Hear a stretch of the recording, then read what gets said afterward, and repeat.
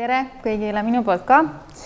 Mul on ääretult hea meel olla siin ja esindada Eesti Loodusturismi Ühingut ja rääkida sellisest põnevast koostööst, mille tulemusena siis me kaardistame ära Eesti loodusturismis toimima, nõudluse ja pakkumise. Minu eesmärk on siis, meil on tutvustada selle koostöö sisu, mille järgi siis me suundume töötubadesse ja kus me teeme siis natukene väikseid ajurünnakuid, et kuidas siis Eesti loodusturismi paremaks muuta, tuntumaks teha ja et meil oleks kõigil sellest puhast rõõmu. Ehk koostöö sisu on siis kevadeks peaks valmima ekspertanalüüs, mille eesmärgiks on kaardistada ära Eesti loodusturismi teenuse toodete nõudlus ja pakkumine ja seda rahvusvahelisel tasandil. Töötame välja siis koostöös rahvusvaheliselt konkurentsivõimelised loodusturismi teenuste kriteeriumid ehk siis väärtused. Kaardistame Eesti rahvusvahelised konkurentsivõimelised loodusturismi toodete teenuste pakkujad ja nende tooted, millel on siis potentsiaal välisturgudele. Toome välja Eesti loodusturismi toodete pakkumise kitsaskohad ja proovime siis koos leida nendele ühised ettepanekud, et kuidas neid parandada. Ja siis kaardistame ära Eesti reisisi sihtriikide loodusturismi B2B segmendid, nende ootused ja nende poolt välja toodud kitsaskohad, mis siis takistavad toodete teenuste müümist. Ja selleks, et me neid andmeid kogume, oleme me läbi viimas ja juba viinud ka intervjuusi. Ja lisaks sellele veel intervjuude tulemusena me leiame ka siis loodusturismi mõjusamad turundus- ja müügikanalid. Ja kõige suurem eesmärk on siis koostada ühine loodusturismi tegevusplaan kuni aastani 2024. Me oleme siis valinud uuringu läbiviimisel sihtturud ja oleme intervjuud koostanud siis või läbi viinud või viimas veel Läti, Leeduga, Soome, Suurbritannia, Saksamaa, Šveits, Austria, Hollandi, Belgia ja Prantsusmaa. Ütleme nii, et tegelikult on päris keeruline aeg loodusturismis üldse, et intervjuude käigus on selgunud, paljud loodusturismi ettevõtted on võtnud oma ehk siis minimaliseerinud oma tööjõukulud,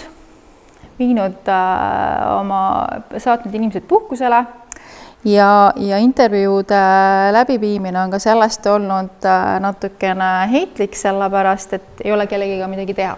Soomes näiteks kuni märtsini ühtegi reisi ei toimu ja Saksamaal ja Lätis, Leedus on samamoodi suhteliselt keeruline. Samamoodi me oleme siis viinud läbi Eesti loodusturismi ettevõtete vahel küsitlused. Me oleme saatnud välja 49 ettevõttele siis küsitlused, milliseid tooted, teenuseid, millistele turgudele nad pakuvad. Ja vastanud neist on 16 ettevõtet tänaseks. Loodan, et me leiame neid siin ka järjest juurde veel sellest seltskonnast ja järgmine nädal toimumast ka loodusturismi konverentsi käigust. Ja kui nüüd võtta kokku nende 16 ettevõtte vastustest või nagu mis neil on põhiliseks turgudeks olnud, on Suurbritannia, Saksamaa, Läti, Leedu ja Soome. Enamus jaalt on sihtgrupiks olnud ikkagi niinimetatud süvaloodusuvilised. Hooajalise osas pakuvad enamus asendustooteid, et on talvehooaeg, on suvehooaeg, et siis on leidlikult leitud teenuseid, mida pakkuda ka eri hooaegadel. Ja peamiseks müügikanaliteks on välja toodud koostööpartnerid, samas ka Visit Estonia ja sotsiaalmeedia. Ja kõik ettevõtted on tunnistanud seda, et vajaksid müügituge. Nüüd olen toonud välja siin toimunud intervjuude käigus erinevad märksõnad, nüansid, kitsaskohad, mis on siis välja tulnud ja need on puhtalt siis info, mida me oleme saanud partneritelt, et põhilised märksõnad, mille kaudu siis Eesti loodusturismi tuntakse, on mets, rannik, saared, linna lähedal looduskaunid kohad, rahvuspargid, Eesti võõrdub Baltikum, e-riik, moodne kaasaegne, Eesti loodus, Põhjamaade lummus ja vähe inimesi looduses. Noh, seda Viru raba suhtes ei saa mainida vist. Aga müüdavad loodusteenused ja tooted või piirkonnad, mis siis on nagu välja toodud partnerid, et mis nende jaoks nagu Eestit kõnetavad, on üsna populaarne on Soomaa, Peipsi Sibulatee, sest see jääb marsruudile Tallinnast Tartu, rattatuurid saartel, rannikuala, Lahemaa loomulikult, rabamatkad ja süvaloodusvaatlused siis Läänemaal. Sihtgruppidest on siis välja toodud, et süvaloodushuvilised on 40+ vanuses, kes tavaliselt tulevad siia. Rattaturismi puhul on siis 30+ vanused. Jalgsimatkade osas on välja toodud naised 55+ vanused, kes hoolivad tervisest, tahavad reisida omasugustega koos. Ja üks sihtgrupp on siis 60+ mehed, kes tahavad veel kogeda, kellel on saavutusvajadus, tahavad panna ennast füüsiliselt proovile ja eeldavad ka siis hindavad ka mugavusi, head toitu ja samas näha ka vaatamisväärsusi. Ja mainitud on ära ka koos teismeliste lastega reisivad pered. Trendid. Ehk peamiselt kõik koostööpartnerid mainisid seda, et väiksemad grupid, individuaalmatkad on need, mis pakuvad huvi. Pikemad reisid, 10+ päeva, rohkem kohalikku emotsiooni, kohalikud giidid, tahetakse tunta seda autentsust ja ehedust, personaalne teenindus, loodusturismis on kombineeritud kultuuri, vaatamisväärsuste ja kohaliku toiduga, et see, et me teeme seal võib-olla kuskil metsas ägeda vaumatka päiksetõusul või päikseloojangul, kus on hiidrahn või iganes, siis sinna juurde käib ka toit ja kultuurilugu. Ja COVID-i ajal on siis ka trend pigem lühemad reisid naaberriikidesse, pikad nädalavahetused ja planeeritakse väga lühikest aega ette oma reisid. Ja mis on veel tänu infoajastule väga populaarne on see, et omal käel reisimine ja omal käel avastamine, et tänapäeval on internetist kes tahavad ja viitsivad, leiavad väga palju infot ja koostavad oma reisiplaanid ise. No ja naaberriikide juures on see, et see on nii et meie oleme nii käega kättesaadavad ja lihtne on tulla siia. Ja mis on ka nagu Saksa turu poolt ka üsna tugevalt tuli välja, oli kestlik turism ehk siis vähem lennutransporti, et järjest rohkem hakkab tulema sellist sihtgruppi, kes mõtleb, et kuidas hoida ja säästa meie loodusressurssi ja meie ühiskonda. Kitsaskohad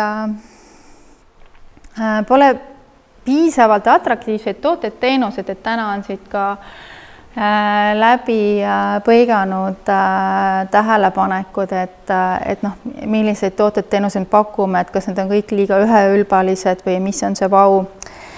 Välja toodud ka see, et pole teenus, mida saaks pakkuda mitmepäevase loodustuurile, et on küll lihtsalt linnast välja 5-tunnised loodusmatkad, aga kui inimene tahab viibida looduses näiteks 4-5 päeva järjest, et selliseid teenuseid, tooted ei ole eriti pakutavad.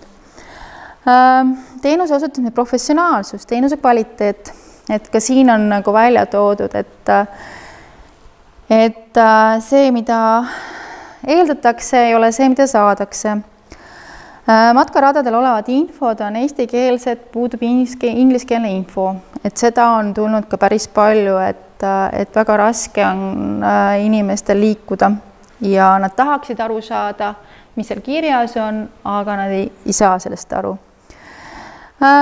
Samas on välja toodud keelte valdamine, siis ilmastik, talvehooajal lumepuudus, et on toodud võrdlusena, et Eesti võiks olla ju nagu Lapimaa, et meil on ka siin, täna on meil siin fantastiline talv ja meil on kelgukoerad ja suusad ja tõukekelgud ja kõik uisutamised ja mis võimalused veel, aga kuna meil puudub lumegarantii, siis ei saa meid ka müüa kui Lapimaad.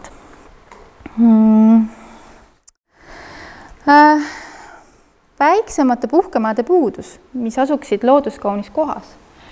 Et tahetakse, soovitakse rohkem privaatsust, rohkem eraldatust ja looduses viibimist, nii et ei ole sul naabruses suuri gruppe või lärmavaid turiste. Maakohtades kvaliteetne kohalik toit, et selles osas on ka nähtud, et võiks siin midagi ära teha. Puuduvad mäed, et mina kui ise võib-olla ka siuke mägimatka ja Aafrika päevitus on näos, siis on toodud mitmeti välja ka seda, et meil on nagu, see on üks atraktsioon. Eesti on vähe tuntud, Eesti loodusturism on vähe tuntud. Eesti on väike, vaadatakse kui ühte osa Baltikumist ja transport. Et tihtipeale on ka transpordi toodud kui üheks kitsaskohaks. Ja loodusturismi konkurendid, mida siis meie partnerid on välja toonud, et Põhja- ja Kesk-Euroopa sellised kohad, mis on kättesaadavad 2 tunni lennukaugusel, suvehooajal Hispaania, Taani, Iirimaa, Island, Horvaatia, Bulgaaria, talvehooajal Lapimaa, mäesuusakuurortid, mägimatkapiirkonnad ja kaugreisid. Et sellised rannapuhkused, eksootilised looduskaunid kohad. Eeldused heale koostööpartnerile, siin ma noppisin ka välja mõned punktid, ehk mida on vihjatud, on see, et personaalne klienditeenindus, korrektne koduleht ülevaatliku infoga erinevates keeltes, kiire suhtlus, hinnapakkumise saadavus, koostöövalmidus kohalike kogukondadega ning autentsete teenuste pakkumine, partner ootab unikaalset teenust ja toodet, mida ainult tema saaks siis edasi pakkuda ja müüa. Ja siis nüüd rahvusvahelised kriteeriumid, et siin ma olen toonud välja sellised üldised kriteeriumid ja võib-olla siis märksõnad, et pakkumise kvaliteet, et põhjalik info, lubadus pakkumine, klienditeenindus, ehedus ja erisus, sihtrühma põhisus, ligipääsetavus, info, füüsiline ligipääs, logistika, erivõimekuste inimeste võimekusele vastavalt, informatiivsus ja kättesaadus, suhtluskeel, infomaterjalides ja klienditeeninduses, külalislahkus, tere tulemast õhkkond kõigile, seda toetab keskkond, usaldusväärsus, teenuse lubadus ja teenuse osutamine, turvalisus, varustus, sihtgrupi põhine turvalisus, perekonnad, eakamad inimesed, et see varustus, mis me välja anname, oleks kvaliteetne ja korras, kestlik ja vastutustundlikkus, kuidas käituda, kuidas loodushoiu väärtused, ehk siis kanda edasi seda looduse säästlikku hoidmist ja neid väärtusi ka turistidele. Professionaalsus, ettevalmistus, valmisolek ilmastiku tingimustele vastavalt, et kui tulebki näiteks rahe rabamatkal, siis võib olla see täiesti fantastiline vaatepilt, aga et turist oleks selleks ka ette valmistatud ja sul oleks olemas ka vihmakeebid kasvõi. Ja koostöö kohalike ettevõtjatega, kogukondadega, elanikkondadega ehk välisturist tahab näha kohalikku elu, saada kohalikku puutepunkti ja tunda seda olustikku. Ja vuristasingi ma selle ilusa lühidalt kokkuvõtte meie koostööst ja esimestest tulemustest ja mõtetest teile ette. Ehk selle tulemusena jah, kui on küsimusi, vastan. Ettepanekuid, mõtteid. Kõik on juba päeva lõpuks siuksed mõnusad vaikseks jäänud. Sain aru, et need ei olnud veel päris lõplikud tulemused, see on siuke vaheülevaade. See on ülevaade sellest, et või siuksed põikeid, mis annaksid sisendit meile tänaseks töötubadesse, et kui me räägime kitsaskohtadest ja kriteeriumitest ja tegevuskavadest, siis väiksed sisendid on juba siit poolt olemas, mis oleme saanud partneritelt.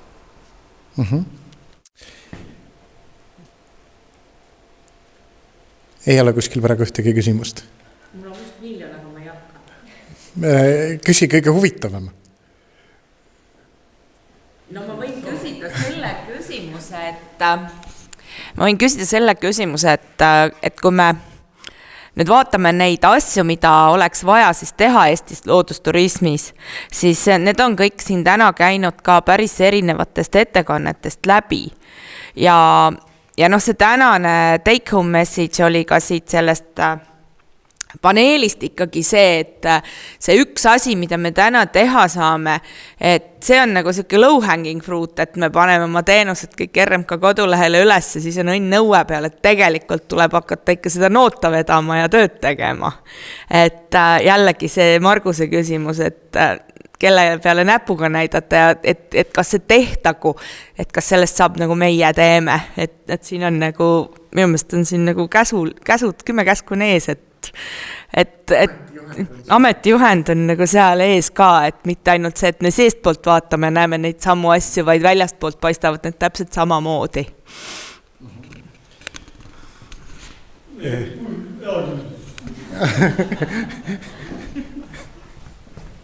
Ma ei tea, ma tahaks kohe siin ikkagi vaielda praegu. Et miks minna otse, kui ringiga saab Marika või? Et paneme ikka sinna RMK selle peale hopsti üles selle puhka Eesti asjad ja korras, noh. Ja kui keegi ei pane, siis anonüümuse poisid teevad ära. Et tõsi, aga ei, tõesti, see mõttel, Aivari mõttel ikkagi oli ka jumet seda päris nagu õhku ei laseks minu arust. Kurat, see oleks nii hea lihtne ju. Nii, mis sa selle küsimuse peale vastad siis? Hakkame tööle.